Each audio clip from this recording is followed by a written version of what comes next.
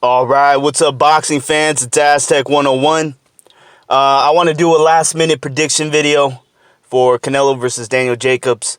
This is going to be a great fight. I can't wait. This is honestly one of the matchups I've been waiting for. I know a lot of people were throwing out names like Andre and Charlo, but other than Billy Joe Saunders, before he was caught for steroids. That would have been a great matchup too. But Daniel Jacobs is just the funner fight.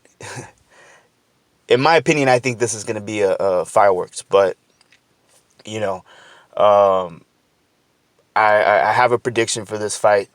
I've I've thought about this, and to be honest, no matter which way I look at it, I think that Daniel Jacobs has too many flaws to expose. He's a good boxer.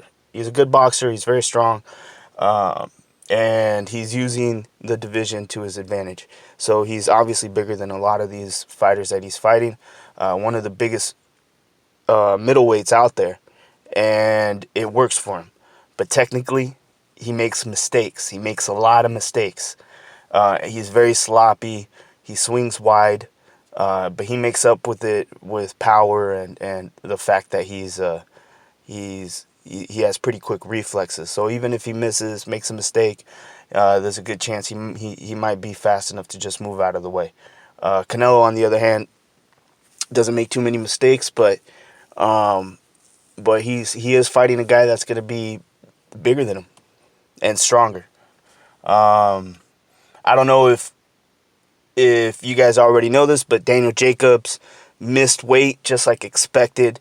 I'm sure a lot of you were wondering if he was even going to try to make weight. I already knew from the get-go that he's going to miss the second day weigh-in. He's been complaining about it for too long. It's almost like, when you complain about going to work the next day and then you wake up and last minute you decide not to show up. That's pretty much what happened. He went through that phase in his head, already told himself that's bullshit, he doesn't want to do it, and just made up the decision like, fuck it, I'm just going to eat that million. And at least he made the first weigh-in. We got the fight. The fight's still going to continue. It doesn't really matter.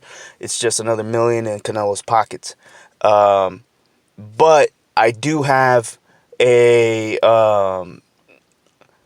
feeling that there's going to be a knockout in this fight. A lot of people are concerned whether the judges are going to be in favor of Canelo or if they're going to be unbiased. In this fight, honestly, I don't even think the judges are going to have to work. There's going to be a knockout. Someone's getting knocked out. Someone's getting knocked out in this fight, and it's going to be Jacobs. I see Jacobs getting fucked up, just knocked out. It's going to look a lot like the Kirkland fight. They have a very similar style, Kirkland and Jacobs. They're sloppy. They're good boxers. They're sloppy, athletic, but they make a lot of mistakes. And Canelo can obviously take advantage of missed punches and fighters that forget to leave their hands up. He'll take advantage of that shit. And if you do keep your hands up, he's going to go to the body and make sure you drop those hands. So I see Canelo winning the fight, knockout. It's not going to be easy. And Jacobs, very well, I could be wrong. Jacobs can end up, pulling off a miracle. But I think he's got a puncher's chance to win this fight. He's got a puncher's chance. To me, this is a fight where Daniel Jacobs, I think he's going to be... He's got advantages, physical advantages, but he's at a disadvantage technically. So he's just going to have to be aggressive. He's going to have multiple game plans and be prepared to get back up from getting dropped. There's a good chance you're going to get dropped.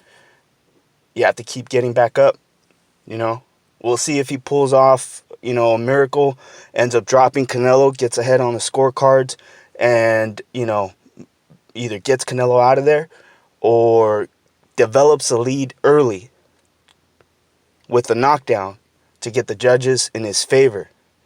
I think he could he could do that. He could do that. He has the tools to do that. But I think the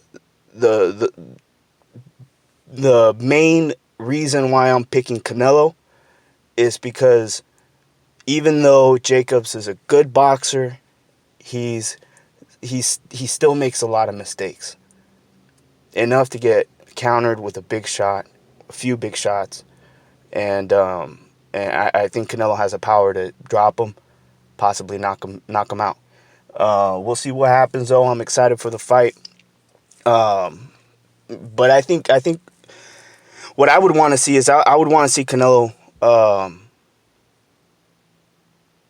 go in there and not be respectful. I don't want to see him try to box. I don't want to see him try to if he's out boxing him, let it go the distance. I want to see Canelo go in there and maul Daniel Jacobs. I want to see that side of Canelo. And there's enough fuel. Jacobs been talking mad shit, and I'm sure Canelo knows what he's been saying. He's got a translator. He knows some English. He knows that Jacobs been saying that Canelo didn't win either of the fights against Triple G, and he thinks Jacobs feels that he did better against Triple G. So, even as a competitor, just a competitor, not even as like disliking the other fighter, but just as a competitor, I think he's got something to prove, and he's got to show that in the ring.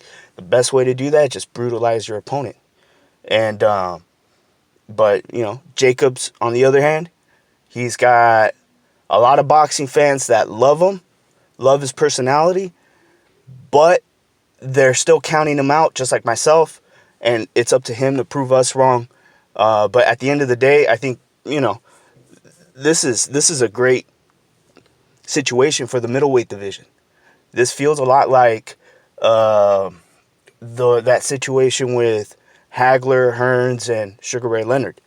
You do have these three fighters, each one's with their own style, and they all fought each other.